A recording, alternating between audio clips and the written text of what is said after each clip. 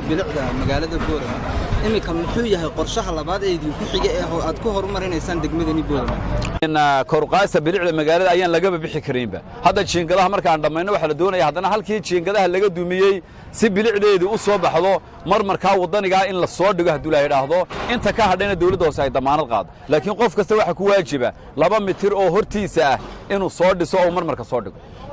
gudoomiye magacaygu Axmed Direec Iltre waxaan ka tirsanahay warbaahinta gobolka Awdal haddii aan ku weydiiyo hawlgalkan magaalada Boorama aad ka samaynayso ee soo celinta bilicda magaalada Boorama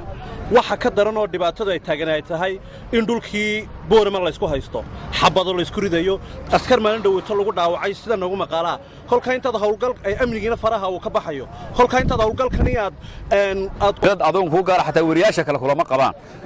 fiyaasha cidna weydiisay ma jirto wali laakiin bulshada way cabanayaan waan soo duubnay waan haynaa arintaas ma beeninaysaa waa xaqiiqo way cabanayaan oo qofka giinjad dhisay ee laga dumiyay wuu cabantaa anaga qorayna laakiin wax dhinac ka raaran jiingada in deyn mayno in furi mayne waa wax feer ah wariyaashuna waa noo ma hadnaqeen waa ka shaqaalooda joogan shaqa dadku isku wada maaha isku wada dhinac maaha marka soo maaha in hawlgalkan uu dhinac ka raran yahay marka waxa weeye wax dhinac ka dhinac ka luqadaas ana fahmeynba ma fahmeen luqada wax meeyir baan anugu ina joogtay kala ma ogi